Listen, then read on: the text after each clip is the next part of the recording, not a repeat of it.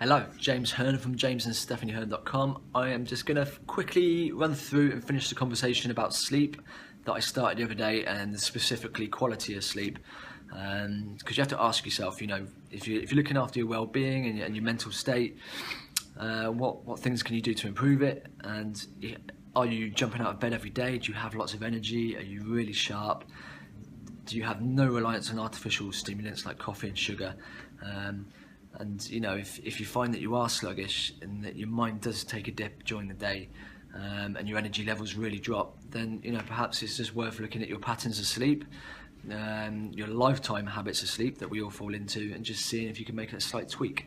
So I've got 3 tips here, all based on scientific research, that we could do to make a significant change with our sleeping patterns, and then subsequently our energy levels for the next day, which are really important, obviously, for getting things done. So number 1, exercise in the morning. Exercise uses up the hormone, the chemical hormone, which is cortisol, which is your daylight hormone. If you have too much of that in your body at night time, it really affects the secretion of melatonin and the use of melatonin. So exercise in the morning, specifically the mornings, so not afternoons, really helps with the use of that cortisol. So they found that those that exercise in the mornings, as opposed to just after work and before bed, were the ones that got the best quality of sleep. Number 2, and this is a really difficult one for me personally, and that's don't use your devices, so your smartphones, your tablets and your laptops, at least an hour and a half before you go to sleep. And the reason being is those devices emit a blue light, which your eyes and your brain interpret as daylight. So your body then continues to produce cortisol, so it still thinks it's daylight outside. So when you go to bed, that really suppresses and affects the secretion of melatonin, so it really affects your quality of sleep.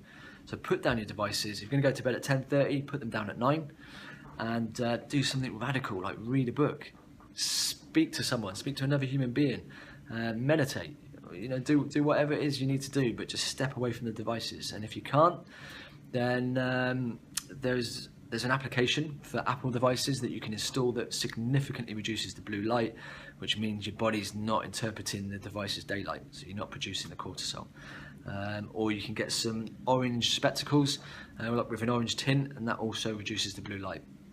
And then lastly, the 3rd tip is vitamin D, so sunlight, but specifically in the morning. So not through a supplement, by getting out into the sunshine, absorbing it into your system.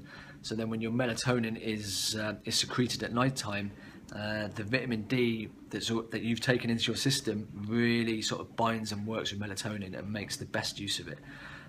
All based on scientific research. I don't really go into the science too much. It's not my thing. If it feels right, then it must be right for me. But it's just quite interesting to look at the research. And apparently also sleep works in an hour and a half cycles. So whatever sleep you decide to get, do it in an hour and a half cycle. So you're not waking up in the middle of a cycle. So either 4.5 hours, 6 hours, 7.5, 9 hours.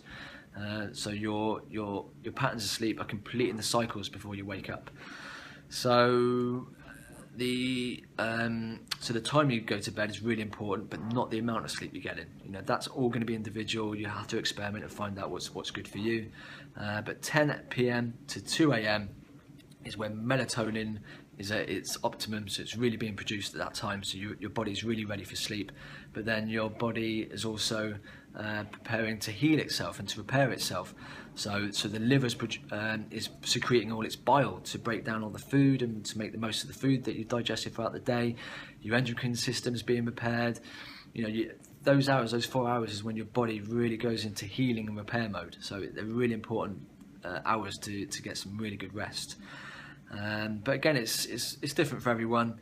But whatever you do, whatever time you decide to go to bed and for how long, you've just got to be consistent with it. So consistent sleep, regular sleep, sleep by the hours of 10, and exercise in the morning, taking in vitamin D, and putting down your devices an hour and a half before you go to sleep. Apparently can really increase the quality of your sleep.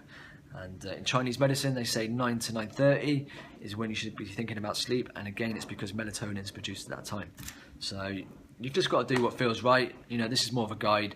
But if your energy levels are dropping in the day, then it could be as a result of the sleep that you're getting. You know, your quality of sleep is, you know, maybe not as good as it could be. So anyway, I hope that was useful. I rushed through that, so because there's a lot of information there, and it could have I could have gone on for a long time. But I hope it was useful for you, and thanks for watching, and have a brilliant day. Speak to you soon. Bye.